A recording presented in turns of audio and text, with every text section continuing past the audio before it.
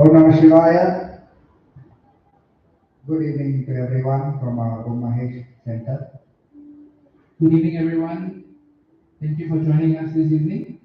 So, Arvind Babaji and me, Aghori Guru, Sri Mahesh Murali. we are here to share some insights about let's say insights, emotions and Relationships. feelings, attachments, and together spiritually. So, when Guruji and I were discussing this Wednesday, what do we talk about? So, when we were discussing, the first thing I told him was some weeks I've been meeting people, and I myself have been going through a little bit of a challenge in my spiritual path, in the sense that even the people I meet and even myself, uh, we have been trying to figure out our emotions, our relationships with our parents, our siblings, our team members, and our friends. And at the same time, we are trying to remain afloat without sinking on the spiritual path. So, one common thing I realized was many of us are very emotional beings. So we tend to get very emotional and we tend to get very sensitive at times. And when that happens, sometimes we feel that why are we still on the spiritual path? So definitely in my perspective, I don't know about your Guruji, but in my perspective, I think emotions and relationships are something that we cannot run away from. Unless we go and sit in a cave somewhere alone or something like that. So, how do we address this? It's a very hard question, I think. It's a very long question. We are all human beings, basically. We are born out of emotion first. The emotion that we were created were us by two beings who came together and they had this emotion of us, and we were created, right? Emotion we could have never survived, lived, or whatnot because this is the basic of us. Even their own emotions, animals have their own emotions. We have seen animals crying. It's not say that they are not emotional. Have you seen plants crying? Haven't seen plants, have not seen plants crying before, but I think when they are sad, then they will, or they, Yes. yeah. When they are sad, they will, if you cut off a certain part of them, and if you closely observe the plant, you can see it goes into a different state of emotion. So emotion is something that even the rocks have emotion, right? Even rocks have memory. So everything that has memory, everything that has certain form of life, emotion is being attached. But the question is now, spirituality and emotions, attachments, how useful they are. Because in modern times, a lot of people are going through difficulties because of commitment and emotional factors and attachment factors that they are not able to uh, go further into spiritual practices, especially in Singapore, right?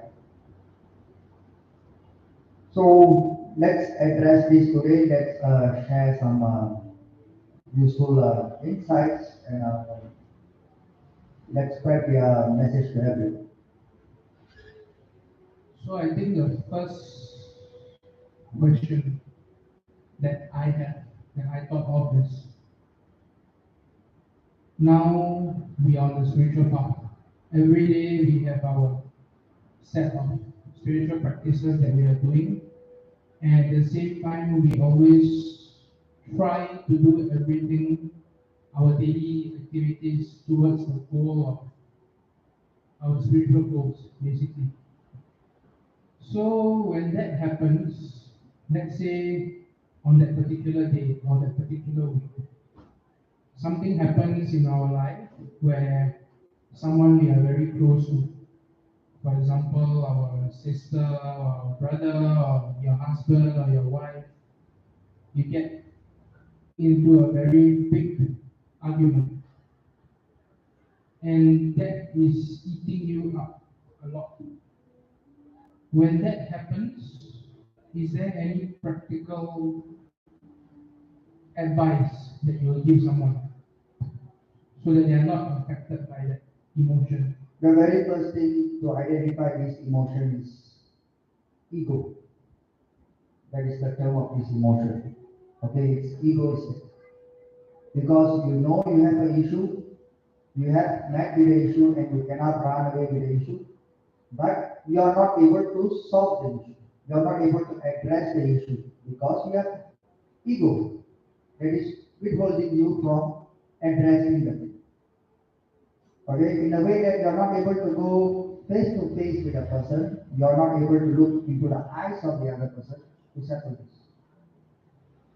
If you are able to settle that and clear your misunderstanding or clear your doubts or clear your problems or whatever, then it will be settled. If not, what happens is your mind will start to think from A to Z to P to here to there. It's because of this, because of that, and everything because of this and because of that, you will start to happen, even though it's not there. So what happens to your mind? Your mind will start to feed on your egoistic emotion. You will naturally start to kick in there. And you will start to create the problem bigger in your mind, even though the problem is very small. It's just a misunderstanding or just a conflict of interest in some ways. But if you are not able to speak it out loud, to settle it, your mind will have you to make it bigger. This is why they say your mind is the devil's play. So that is the only one way you can do. Unless you are a spiritual practitioner who is able to, in some way that you are able to have your mind under your control. That is a different issue. The whole problem is our mind will start to wander and create all the unnecessary problems and will link to the past problem, 10 years problem, 5 years problem ahead, and the future problems. And you will try to link it up with everything and the whole problem becomes way much bigger than you are not able to solve. It's either you face it or you manage yourself and you drop. So you are saying that instead of avoiding a conflict, you speak to the person directly and express yourself. Is that what? Definitely, if you are able to do that, you are dropping your ego because you need to get clarity over certain issues, right? Rather than keeping mum and going into silent and going into the cold treatment and everything, you are not going to win anything. It is going to cause further pain in yourself. And you will start to be your own clouds or whatever things that is there. So that will make your borders bigger between the others. So let's say many of us, we practice this, we speak to the other party and everything that you just recommended, but communication is always a two-way street. And sometimes no matter how much we try to open up or communicate or to clarify with the other person sometimes they will just close themselves off and they will shut themselves off. And they don't want to address the issue. So which means they start creating the distance and they start moving away from you. So when that happens, then how do we manage ourselves? When you take the courage to move forward to address the issue, and you notice the other person is not ready, then just give time. Because you have moved the first step, and the other person may wonder that how come you are moving the first step forward towards. They will be caught by surprise. One. Two, they are not ready to accept or to drop their ego. Okay.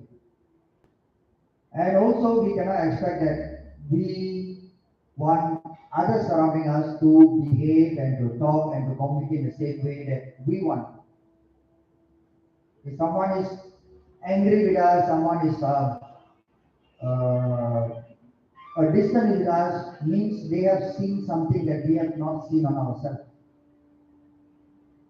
Right? And also, they are not able to speak it up straight into our face. And we don't have to accept. This is the story of Buddha. He was sitting with his disciples. And one old man from the village, he came and threw all his nasty words into Buddha. And Buddha just smiled and blessed him. So his disciples asked, why are you not angry with this man who have said and heard all the vulgarities and all the hurtful words? And Buddha said calmly, he came to serve me his food, but I'm not ready to accept it. So since I have not accepted it, it doesn't hurt me. So that is how you are supposed to manage yourself, the capability of managing your mind and yourself. But the problem is, what the smallest thing we are ready to accept. When someone gives something, we are ready to accept. When someone gives the emotion problem, we are ready to accept. When someone gives a look, we are ready to accept. So, why are we in this acceptance? Because we are in denial that without these people, without the surrounding, without this relationship, we are not able to be on our own. So another person's judgment, another person's emotion, another person's it's way more important than your own. So this is where the whole problem lies. is there anything that all of us can do so that we don't become attached to people around us, we don't become dependent on people around us? Because from what you are saying, it seems that many of us, we expect a lot from people, and when those expectations are not met, then we become affected by it. And like you said, the problem is many of us are not able to exist or be ourselves. And this is not something that we can achieve overnight. It has to be something that, I mean, for most people, it's something that cannot be achieved overnight. It is a very progressive and slow process. But all of us definitely have to start somewhere. So, how do we start? First, we have to understand that we cannot run away from attachments. Okay?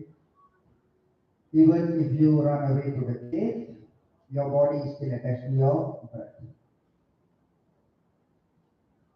So in any way, you are always attached to something. This is the law of nature, that you are always attached with something. You can never run away from it. But how we manage that, it's another thing, right? So every our closest people, we always affected by our closest people. Basically. Yeah. If someone far away says something, we are not affected. You know, he can say 1,001 things, he can scold you, everything. We are not even a single moment we are affected. Because even the person is exists, the person is there, but we are not affected by that. But someone close to our heart, that is the whole problem, the weakness of the heart.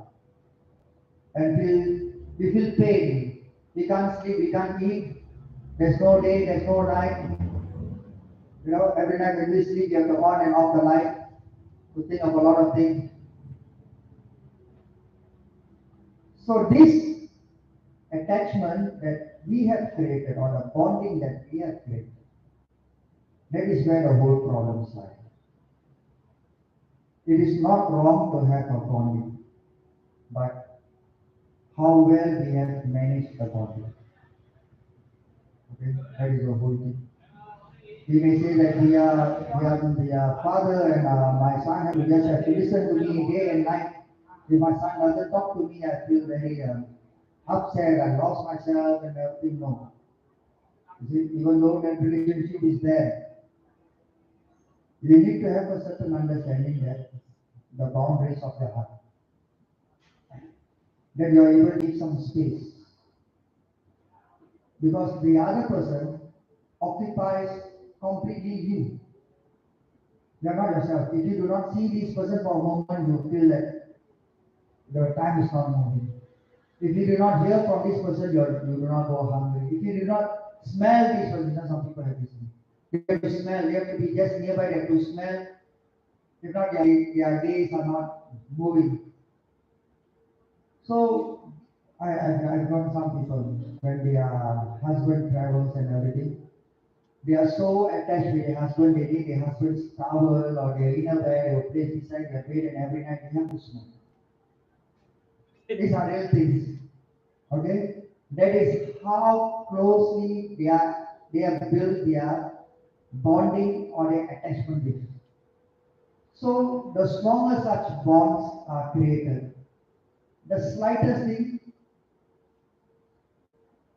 will completely break the other person because of this bond. It's much more stronger than the what cement?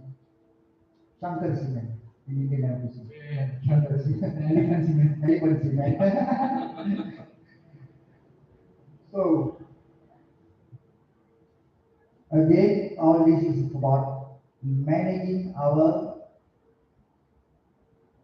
people that is around us, and how much they value, and how much we have placed them in our hearts. Right? The more deeper they have go into yourself, the more they have occupy your mind, then you're completely lost. So you have to learn to manage this, to see that you have to give some space for yourself.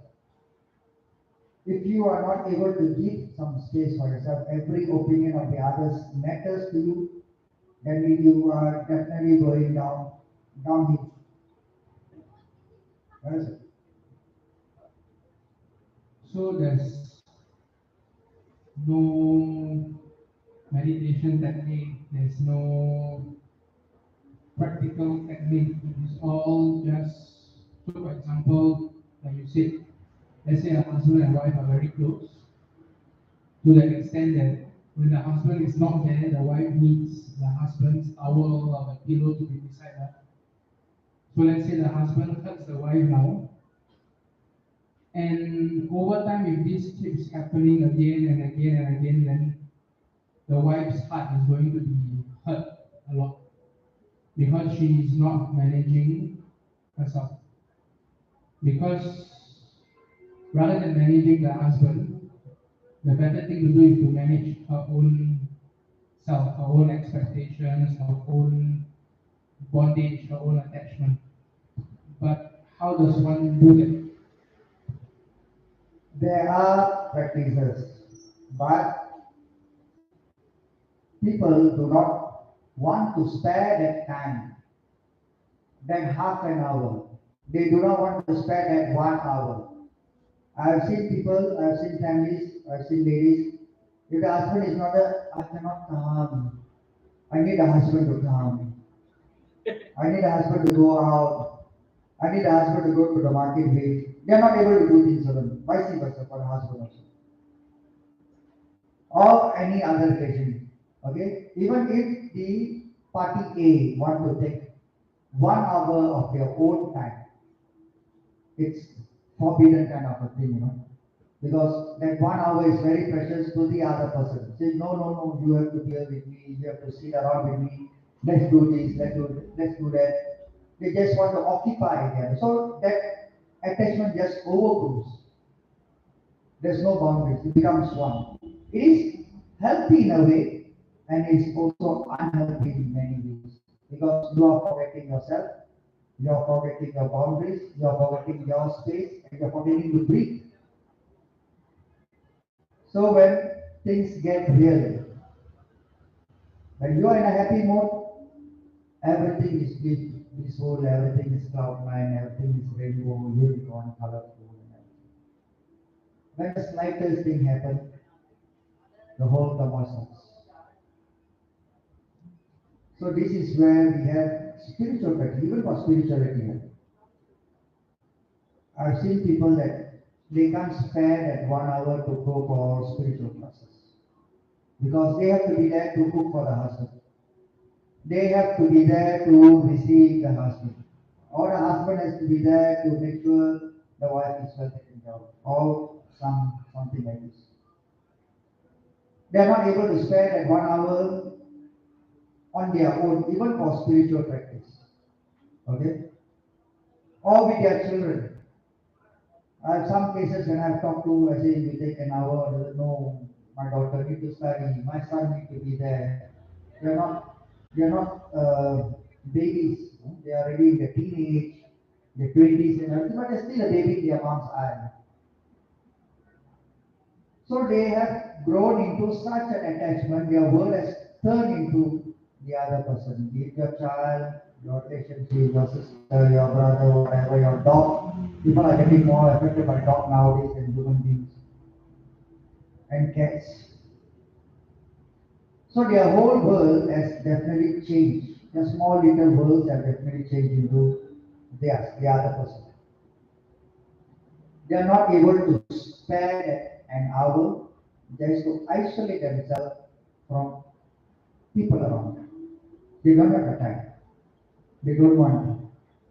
I've also seen uh, families where when someone is going into prayer, someone is going into spiritual practice, the wife or the husband gets very worried.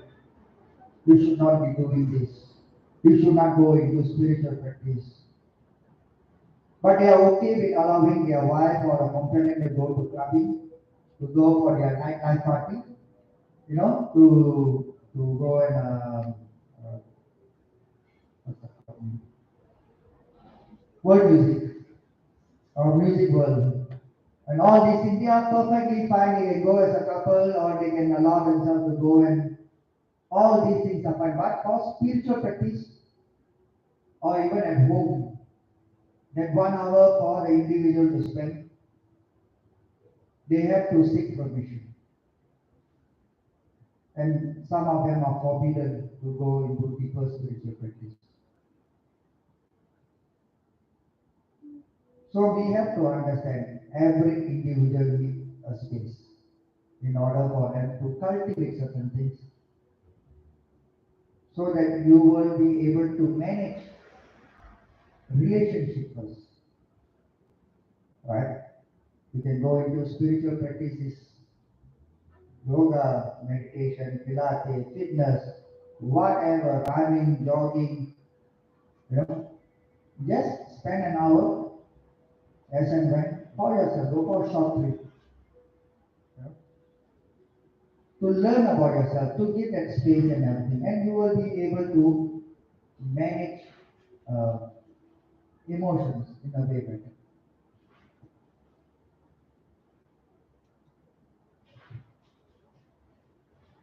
So that was a very long answer, and as I was processing the answer, as I was deconstructing the answer, the main message or the main solution that I understood from it was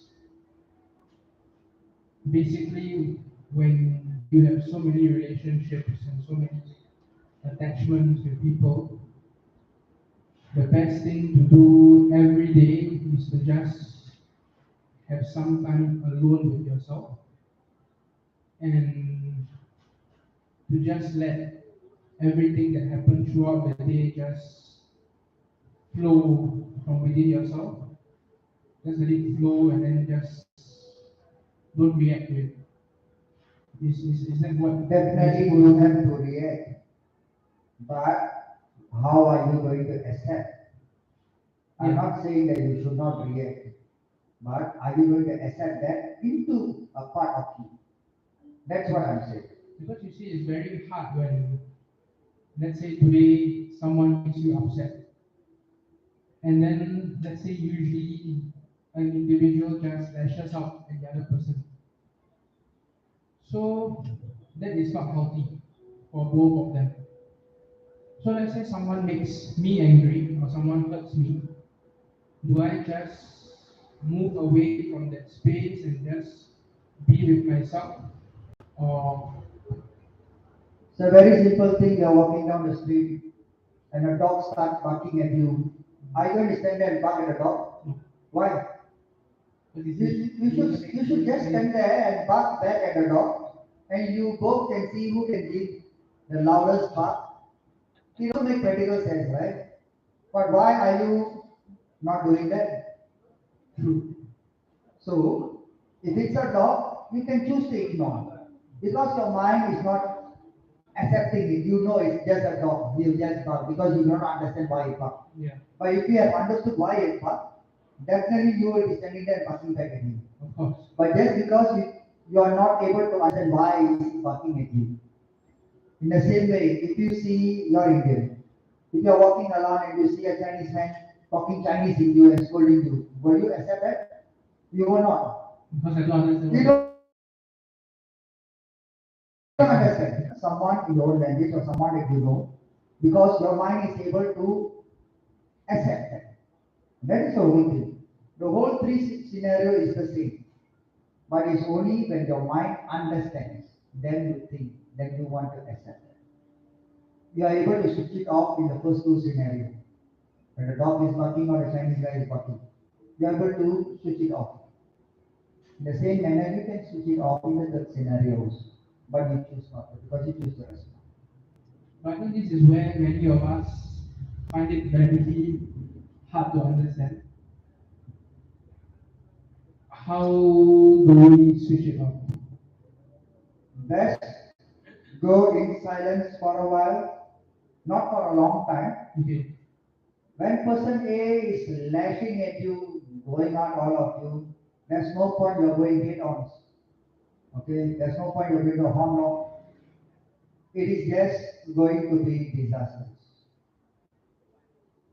Take a few moments, breathe. When I was in the police force, we were trained on this appreciation of situation. So being a patrol officer, at times at night you will go around for 10 to 14 different cases. Okay, night patrol or day patrol, maximum. So every situation is different. So if we are on situation A, we have a family dispute, and the husband started to vulgarity at you. You get very angry, pissed off, and everything. Okay, yeah, that we bring it there because you are scolding and he's scolding and he's scolding. You want to control the situation and everything. You hold it there. The next situation we meet, we attend an incident of where someone needs help, someone drops and injured themselves. Are we going to carry that same emotion of anger into that? We won't be, because situation changes, our mind changes, the health require changes, our personality changes. But here in reality, when someone is giving us anger, someone is serving us with emotions that we do not want, when we accept and we tend to make it bigger. Firstly, in silence for a few moments will definitely help a lot of things. Secondly, once the person has calmed down, you can approach the person in a better way to address the situation. Because an angry person never make a good judgment, right? These two methods you can solve.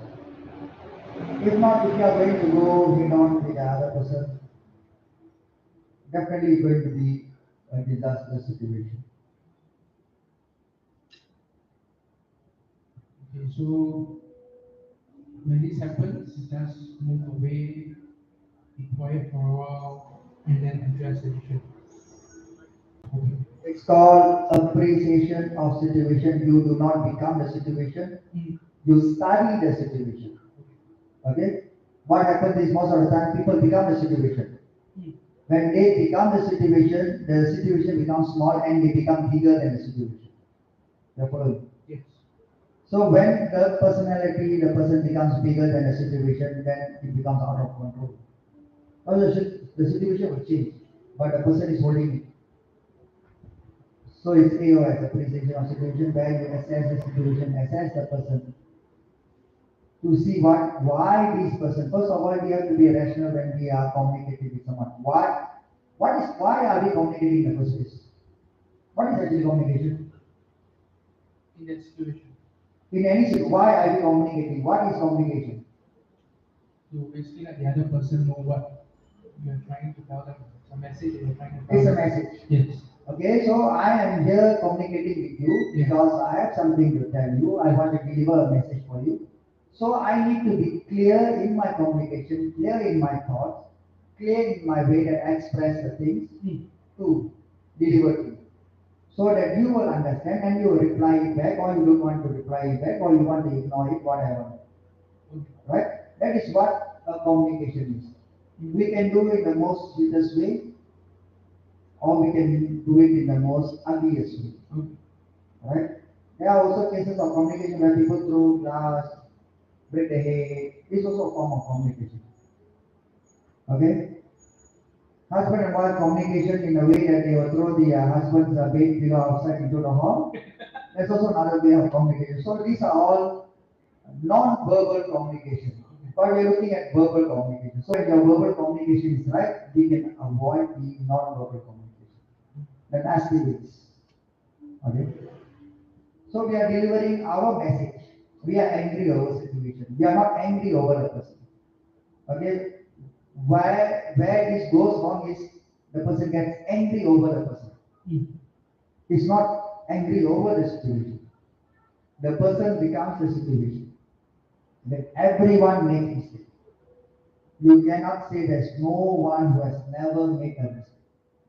Okay, even King Rama, who always seek dharma in everything, until today, people are saying that he have done this, he has done that, he has wrongly sent Sita to the forest, he was alone. It's there.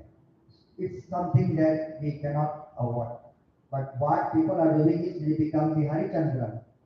They have never made a single mistake, and you are the only one who have made a mistake in this. So it's again is acceptance and ego.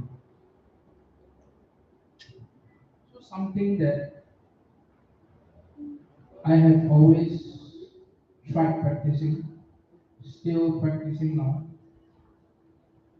and trying and doing my very best at it is there was a point of time in my life where I was just very tired of all these relationships, these attachments, these bonds that I had with friends, family members, whoever, any family relationships and things like that.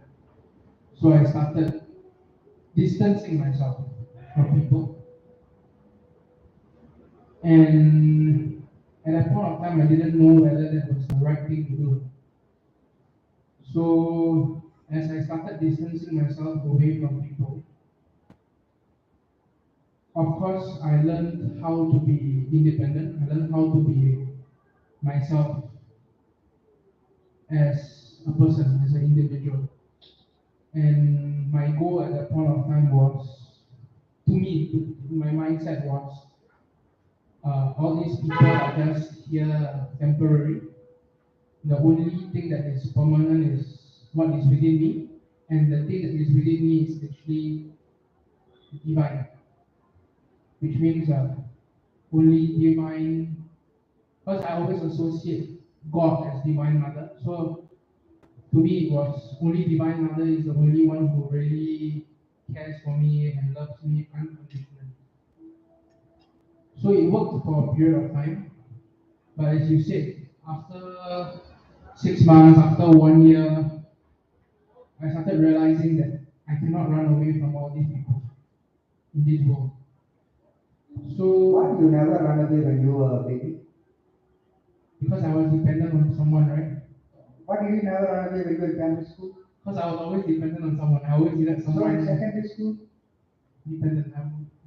Yeah. we all are dependent until a certain age. Yes. So when we come to a certain age, we suddenly feel we are the superhero, we are independent, and we know everything, and all these people here are bullshit.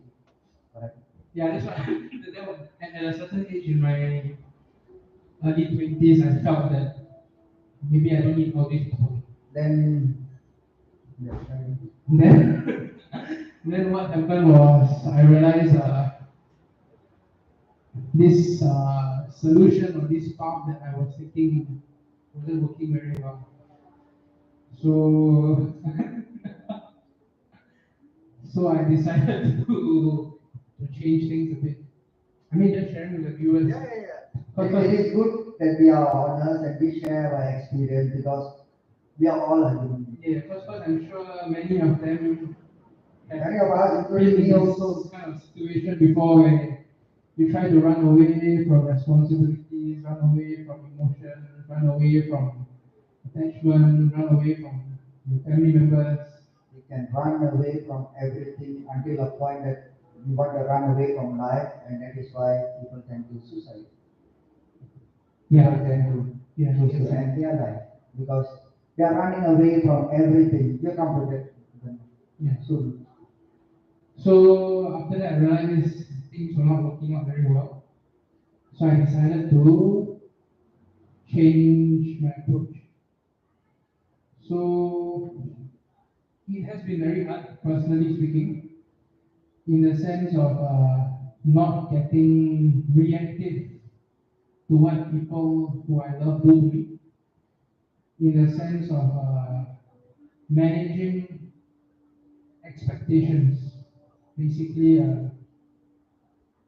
managing my expectations of what this person is supposed to do for me just because I love them, or this person is supposed to treat me in this manner just because I love them.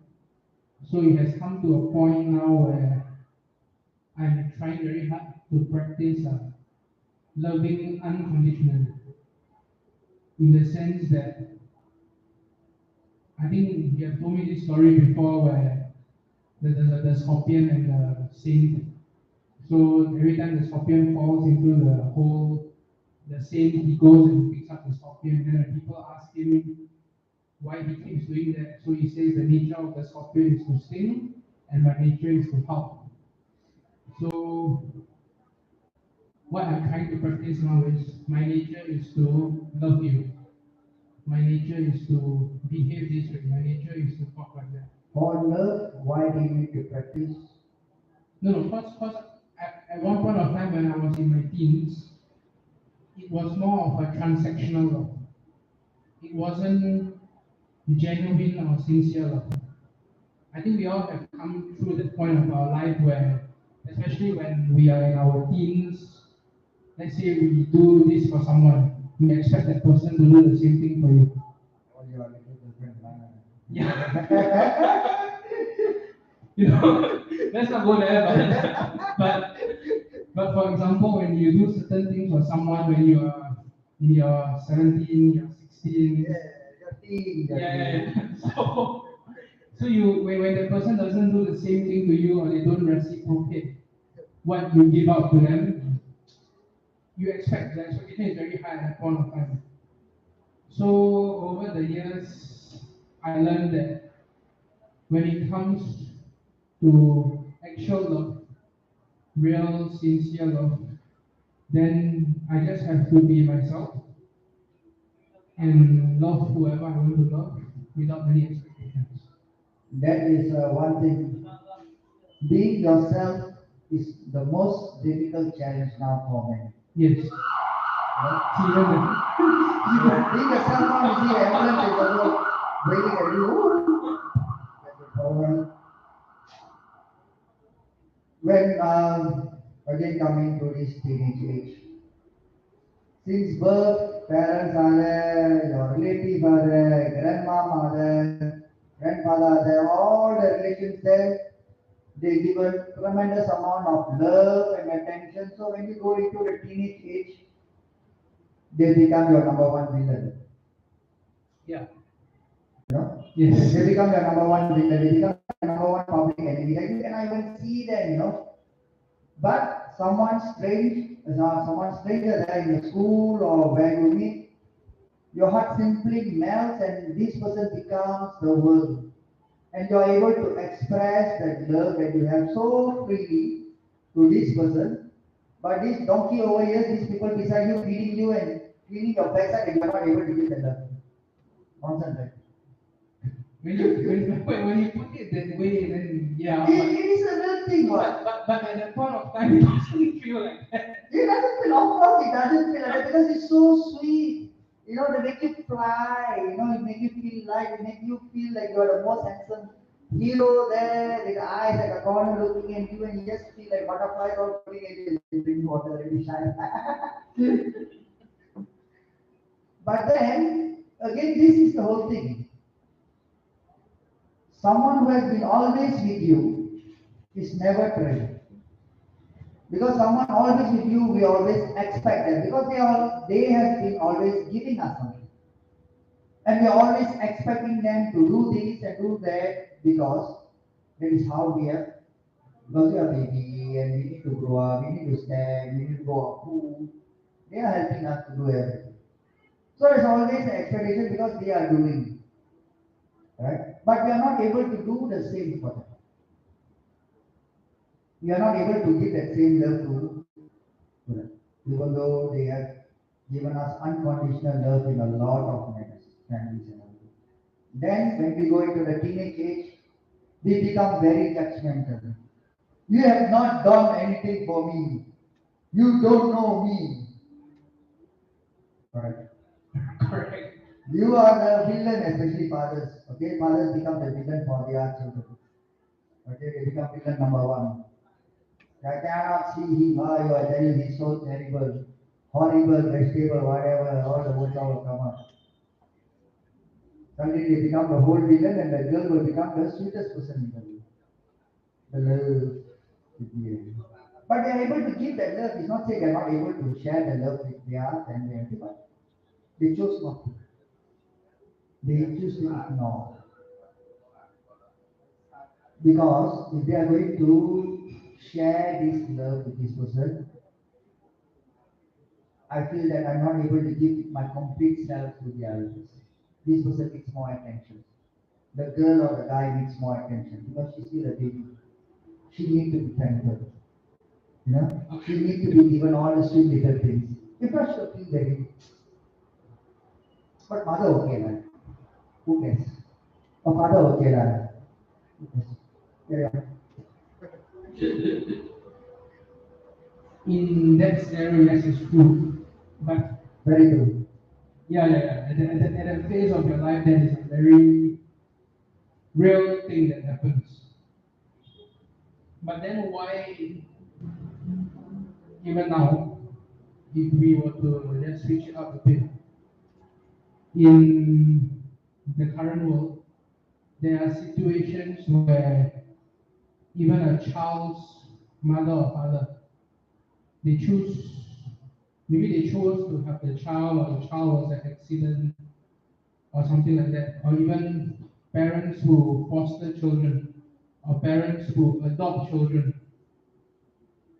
It reaches a point where these parents are unable to give the child at birth. So why does that happen?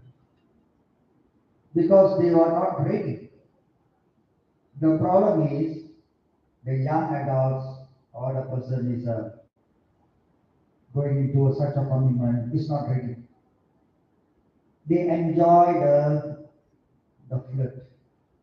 They enjoy that moments, but they are not ready to take responsibility. So when an accident happens in an incident, right? It's a joyful incident, but and then an accident happened in that joyful incident where they are not ready to go into that. Because they have so much of love for the other person that they forgot about being responsible, they forgot about seeing their future and everything. So it blinds them. Love, in a way, blinds them from seeing what that is coming. So, young mother who is not ready and she's going through that having a child and everything, they are not ready to go into this and the child starts to suffer. So again, it's responsible whether as an individual they have to. We have a lot of young parents now and children born of out of marriage. Many incidents, it's quite common now for to see marriages where women are pregnant and they are going into their marriage and everything. It's becoming increasingly more. 20 years ago, 30 years ago, you will never hear such things. And these are all young children who have barely made up to 18, 20. They are not even an adult. Okay? They are not even an adult. They have not gone into work. They have not really taken some responsibility. They have not really taken some commitment to work on themselves. But the only commitment that they are very serious about is going into a relationship. That is the number one commitment that they must have when they hit the age of 15. Okay? In our society, in Hindu culture, in Singapore, this is a very big thing. Alright? 15, 16, girlfriend is a must, boyfriend is a must. And the whole attention channeled into this person, and they are not ready to go into the next step of life. And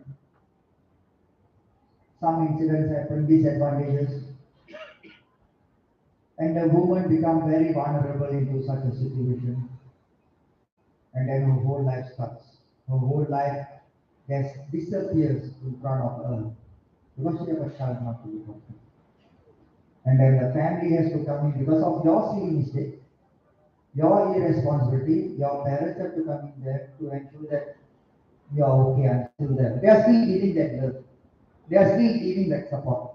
But these two people, your parents, were the one that you were seeing them as enemies 5 years ago. Because they were stopping you from going into such unnecessary problems. But you did not see. You choose not to see. In your eyes, you see them as your villains. In your eyes, you see them as the most horrible person on planet Earth that you cannot see them, you cannot hear from them because they are stopping all your happiness. When real shit happens to you, they are the one there to make sure that you're okay. So again, whether the acceptance. But we all refuse now. We all refuse to hear when someone is giving us advice. We all don't like, including me. I don't like. Seriously. Okay? We all refuse to accept advice. When things really hit in reality, then bam. That is where we can see who is there and who is not there. Again, emotions control you in such a way. So then, why are there so many people from parents and their children, couples, they are so much in love for such a long period of time? But as they reach, for some couples, as they reach their 60s, their 70s, it's more common nowadays to see that couples, as they reach older, they are drifting apart. But everyone around them thinks that they have always been in love for so long. That's one scenario. Another scenario is a bond between a parent and a child. Up till the child is 30s, 40s, everything is fine between the parent and the child. Suddenly, both of them have some issues and they drift apart. So why is that happening? Is it because love stops existing between them, or what? Staying under a roof with a different person is a total whole challenge. Okay? It's such a wonderful thing if we can see couples who are able to live throughout their life till death. And for some along the way that they break up and but they're holding on to because of their child. Because they want to give assurance to the child that they do not feel that they are coming from a broken family. But again, being adults, it is their responsibility that they understand the child's concern first because it's both of them mutual understanding they have brought a child into this life, into this world. And any decision that they make must not affect the child in any way. Definitely a child will feel the impact of going through parents going through divorce, separation, selling of house, losing of a lot of things. When they are as a family, the father's earning or the mother's earning, they have a lot to spend and everything. But once they go into single parenthood, their expenditure drops, becomes half. And then if they are single parent by a mom, the children feel that the mom is not able to give them and the father is the only one that is able to support them with all the luxury things and money wise and everything. Or which for the father always say, no, I can look after my children, this is my child, I will look after my children. But to a certain level of age, they cannot because men usually can't take care of themselves. Okay, they need another woman. Seriously. Okay. You can find very few men who are independent in handling their day-to-day things, their day-to-day things. So again, ego, because they want a child to be in their control and everything, and child get better. But the point is, being in love or they are separated, It is their choice of life because they are not able to see eye to eye. Simply, they are not able to share their love, the romances, right? And so things have to move on. It's a good thing that they move on. It's a good thing that they do not take their relationship just for the child. It's very toxic and it's very harmful also. But again, children who are in such a situation must not blame their parents or must not think that all the men are just like my father or all the women are just like my mother. It's not going to happen. Everyone is unique in their own different ways, and when they are going into certain relationship and growing up and everything, they have to they have to be ready as a people as who they are. The whole problem is judgmental. Because of me, you are judging someone. I am not that person. I am who I am. And it's because of you, I cannot be thinking of this person that this person also will be the same like Arvind. That will be very, very wrong. Because that person is not Arvind. You are Arvind. But what happens is we are carrying this image so strongly in us that they Arvind did this to me. If I am going to meet this person, he can be another Arvind to me. No. That is where the whole problem is. We have built up that character of yours in me so strongly that wherever I'm seen, I'm so in love with you, Arvind. So that wherever I'm seeing people and everything, I see only Arvind. Arvind is doing this. Arvind has done this. So judgmental. Who are we to judge? Right? Everyone has their ups and downs. Everyone has their problem. Even go and ask the dog.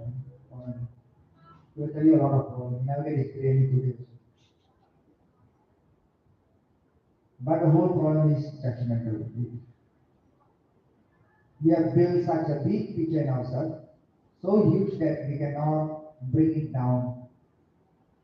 And that itself blind us from seeing the true self of one another.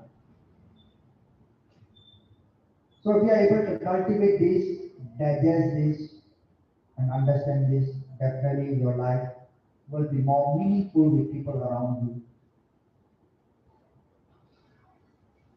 That's a very deep answer. How So, deep is your life? so I think our viewers need time to digest that answer.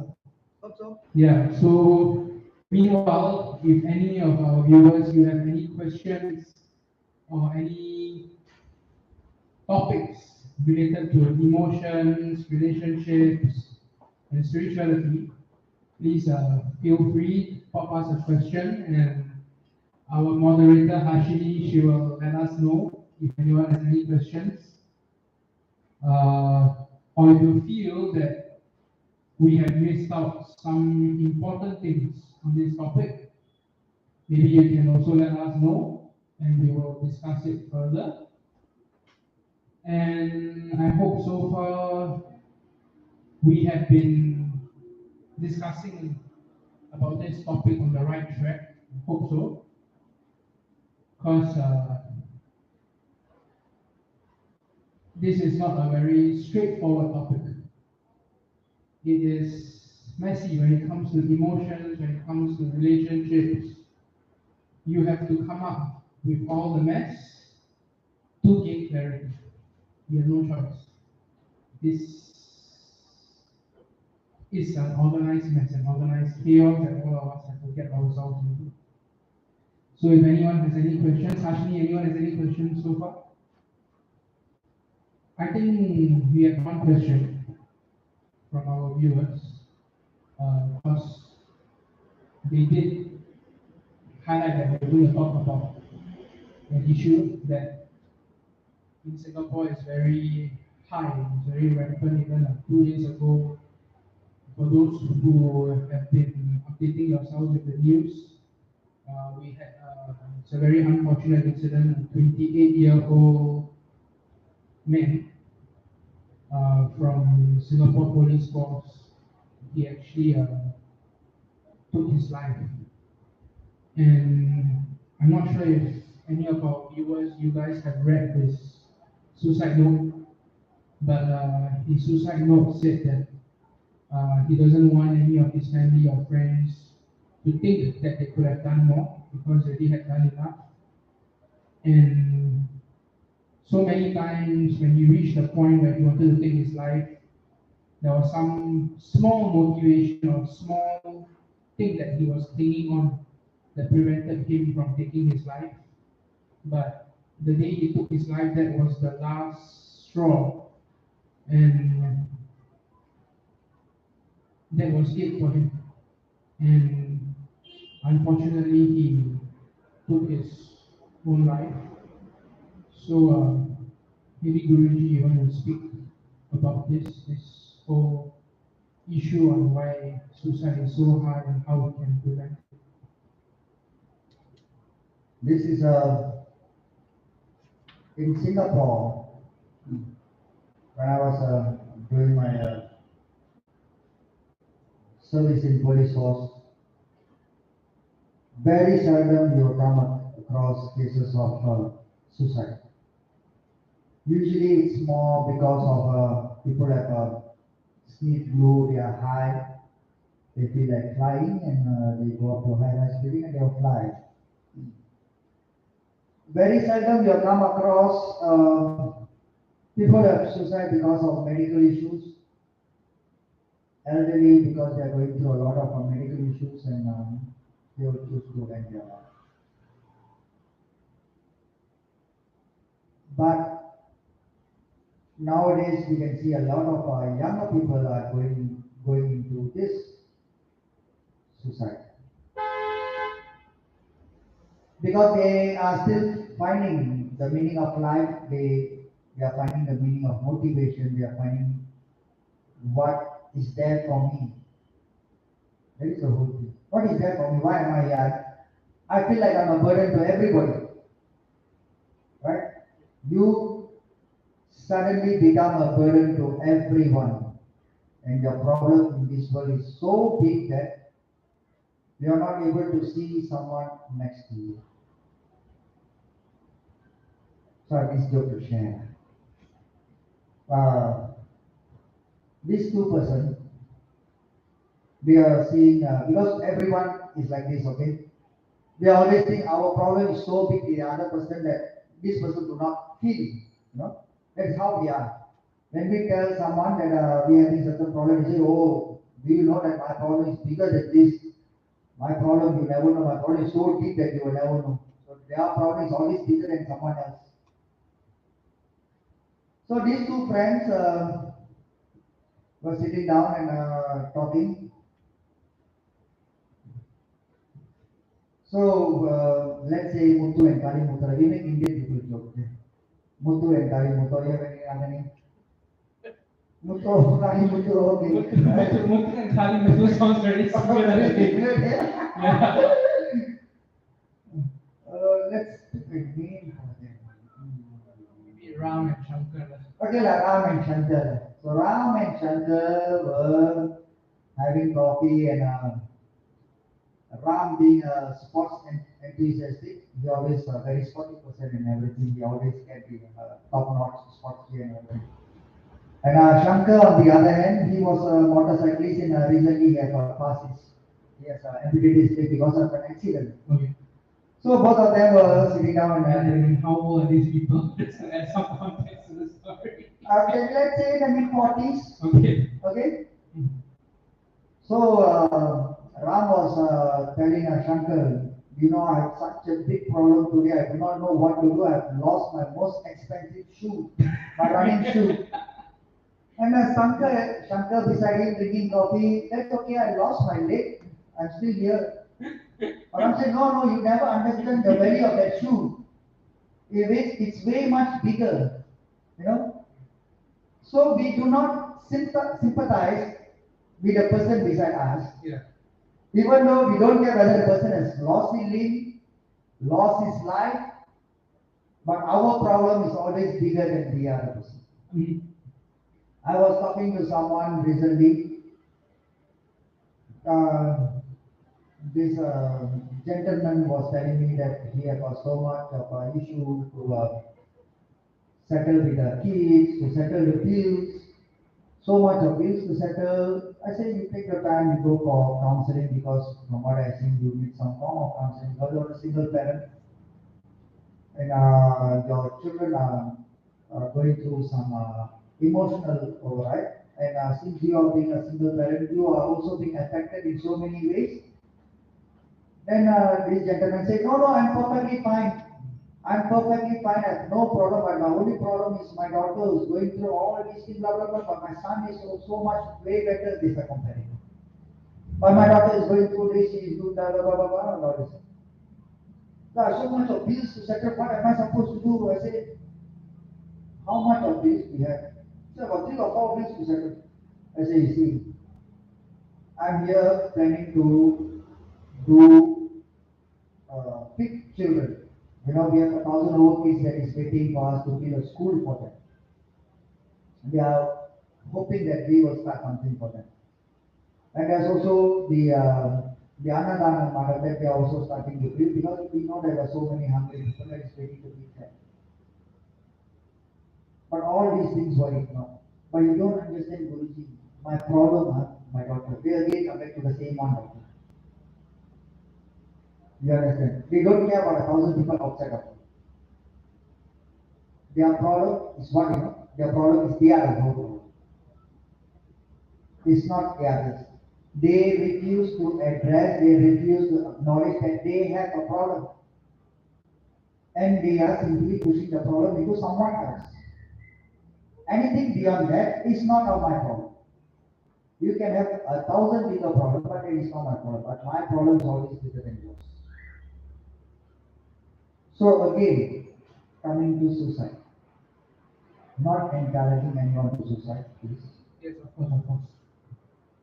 But again, yeah, this mindset, your problem is the biggest problem in this world, then we cannot do anything. I've seen cases where for nothing they were just suicide. There's no warning, there's no messages, they're happy and everything. Everything is so comfortable for them. You cannot say that they were denied of anything, but they still choose to end their life. Why? You know why? No. I think some suicide soul has come to visit us in the form of a cockroach. Do you know why? No. Because you do not have motivation in you. You do not have the drive. Because everything is laid on your table. You are hungry, you get your food. You are sleepy, you go to your bed. You are hot, you on your aircon. Right? You have your phone to communicate with people. Everything is there, you are comfortable. You don't really have to sweat so much in order to make your life. You are so comfortable that you have forgotten life what it is. So why young people nowadays choose? Because there's nothing to look forward for. When you are a baby, when you are crawling, the next step is for you to stand up. When you are standing up, the next step you want to do is you want to walk. Then you want to run. Then you want to explore everything. But you have come to a certain age that you have finished your exploration. You know everything. By 16 years old, you know everything in this world. You know about yourself, you know about how bad your parents are, you know how bad your siblings are. Everyone is bad except you. You are the only holiest person on earth. That everyone is bad. And everything is against you. And there's nothing to be motivated about. So without that sense of motivation, that is where you find your life so meaningless. And parents are so pampered with their kids. Amma, don't let that, I'll buy for you this. Appa, don't this one. You're hungry, Appa, come and eat food, Appa. Eat some more, eat some more. Yeah? They pamper because why? Parents don't want them Don't want the children to go through all the hardship that they have been through. So parents in this generation are a sandwich class. You know why? They have got all the beatings from their mothers and their grandparents and everything, and they don't want to do it to their children, and the children start to bully them. They give everything to their children, whatever way is possible. Okay? Whatever way that they have not received, they are giving everything to the children, to the child, to make sure that he doesn't go miss out life. But again, this comes to suicide because there's no motivation, there's no drive. So in that sense,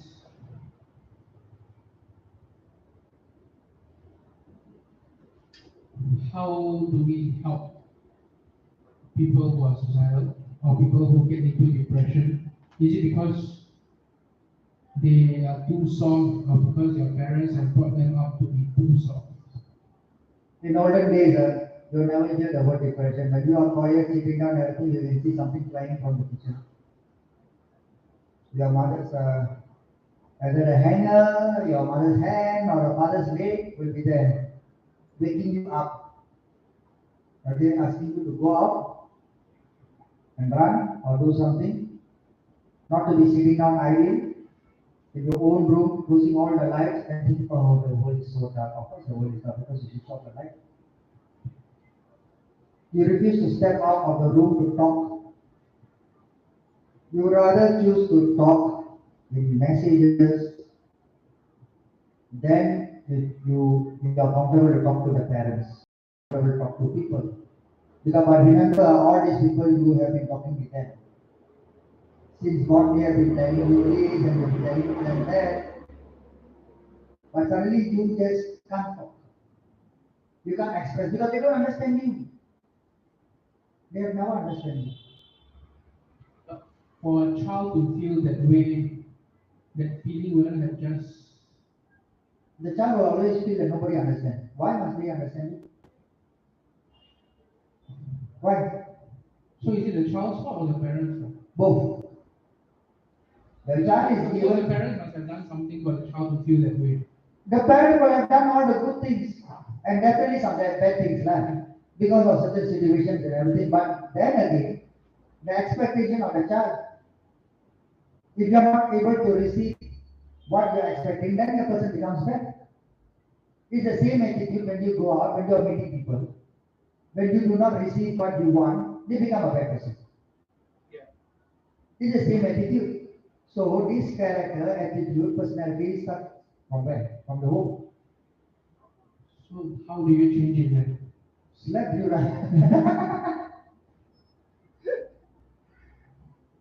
You need the old school mother's treatment actually. But nowadays a lot of young parents also need the old school treatment to slap them to pick up their ideas.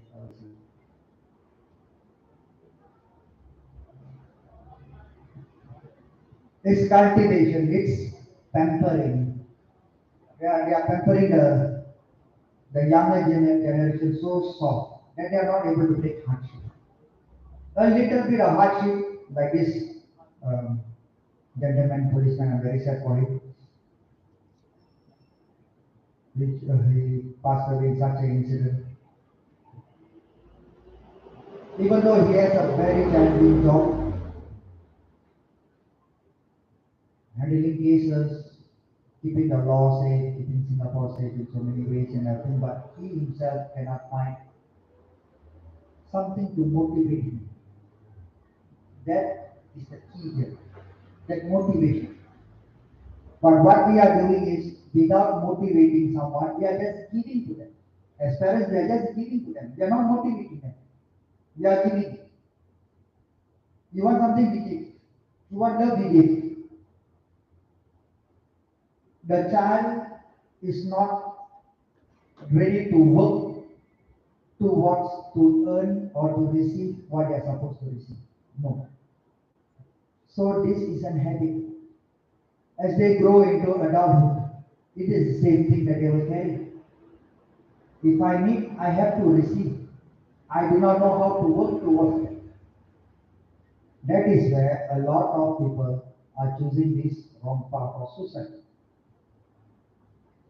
Few years ago, this boy, 15, 16, hooked onto gambling, addictive.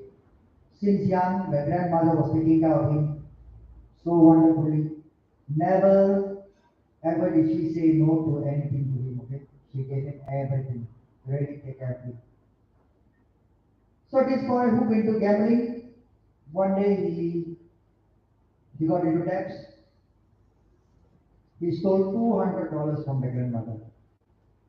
Alright, $200. The grandmother has warned him not to go into all these things. But he could not control himself. He stole $200 from his grandmother's ATM card. The grandmother finds this out. She lashed him, scolded him upside down. And the boy chose to jump on from the 16th floor for that $200. Because you are not able to accept that that money is not yours. You are not able to accept that someone is scolding you. You are not able to accept that this is wrong. Because you are being pampered, you are being soft in everything. And there's no motivation. When someone scolds you a little, you are not able to accept because you're so soft. I told you. You can't accept. Then what happens? You think the whole world has turned ugly towards you. The boy was his. So what happened to the grandmother? After 16 days, photo one corner, they will carry on with their life. The pain is still there. Right? The pain is still there. They have given the boy everything, but just because of the $200, yes, and the grandmother said, this is wrong, you are not able to accept. You tend to end yourself. So this is how the younger generations are nowadays that I see. So this is speaking from the perspective of young people committing suicide. Then what is the perspective of elderly or old people committing suicide? Are they also soft or are they being pampered by people? They are not being pampered by people. They want people to give them attention, which in another way is irony because the younger generation is not able to give them the attention. They feel lonely. The younger generation seeks attention. Once they go into working class adults, they have all the attentions and everything. Once they go into certain older, they become lonely. They also want attention. And some going through medical issues and stuff. But they choose to end their life in some ways. So again, everything comes back to emotion. Your emotion roller coaster in every single thing that you see, that you are not able to control yourself. That is the whole problem. You are not able to digest the fact that this is what it is and this is not you. You become the situation. And you are not ready to accept the situation and you tend to go and do all the unnecessary things. So like you say, many of us are very impulsive, very reactive. So the only way is for us to control ourselves. Alright. But then again, how are you going to do that? Yeah, so that's my question. How are we and all these so many people out there who are so reactive and impulsive, how are we going to do that? That is why there are religious classes, there are spiritual centers. People always think that spirituality is not important. Okay? But I tell you, spirituality is the most important education that you can give to your child now. Spirituality is not about doing your chanting, doing your prayers, doing your mantra, seeking blessing from God. No. spirituality is about managing your system itself. It's more than your prayers, it's more than your chanting, it's more than your puja, your homa and everything, it's more than that. You understand? Especially in Hindu culture spirituality, we have the yoga, we have the dhyana, okay, we have the seva. There's the four yoga, the Raja Yoga, the Bhakti Yoga, the Karma Yoga, and the Jnana Yoga. The four different aspects of yoga. But how many of us are willing to spend that little time and spend that money, another important thing, money, to send our children into all these things? We are not. For us, it's rather, it's far. We give excuse. It's very far. Not enough money, you have to spend that extra. But all these things are investment for your child. You have to, the only way if you want to shape your child's future into something stronger, right now, bring your child into some form of spiritual practice. Yoga is the best. Jnana is the best. Not your temples, chanting, archana, pogosoru, purisoru, that is not going to work. Okay? The mechanism, the physical body mechanism has to change into something more forceful. That they are ready to accept life as it is. But how many of us are willing to send our children to this? We don't even bother to know whether such thing exists. Okay, when we talk to people, they will just look at me blindly, what is this? You know, I've seen a lot of Chinese, since we are in Geylang, there's a lot of nearby a place in Kabangan and Juchia, we can see a lot of yoga centers and we can see a lot of Chinese are sending their children to participate in all these things. They are taking effort. The Amos, the Europeans, they are sending their children, they are taking effort to go into all these things. But Indians, we have so much of restriction on ourselves. We do not want, we think spirituality is something from another planet. But this is something that your child really needs.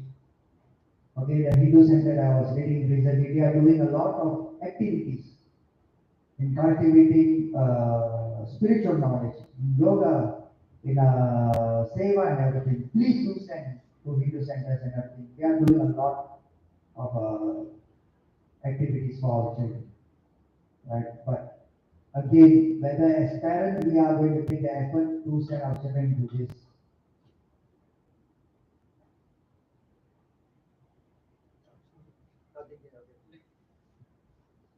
So, thank you so much, Guruji, for all the answers. It has been a very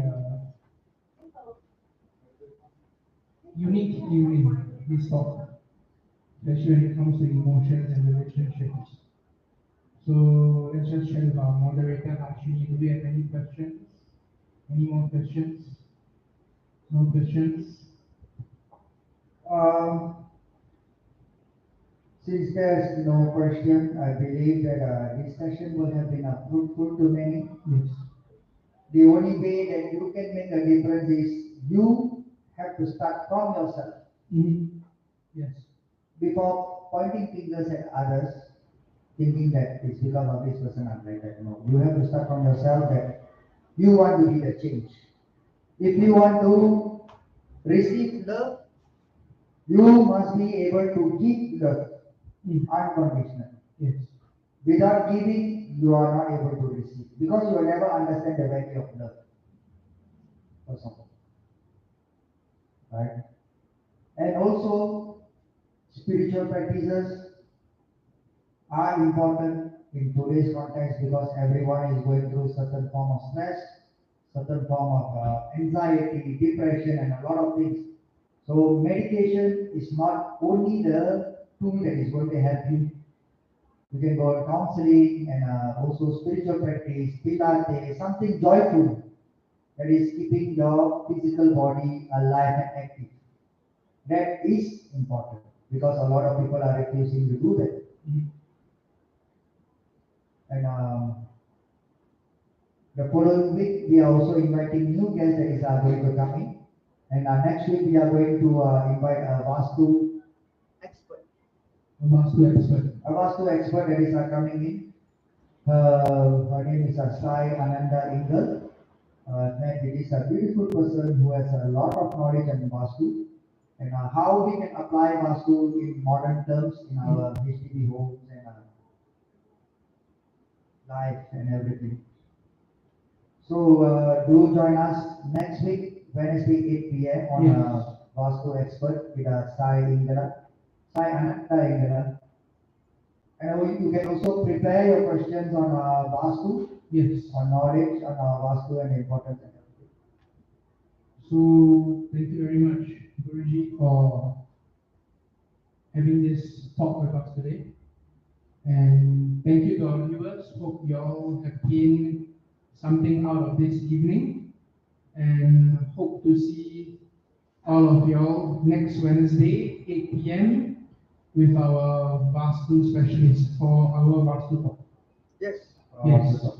So see y'all next week. Hope you all enjoy the rest of the evening. Good night, everyone. Om Namah Shivaya.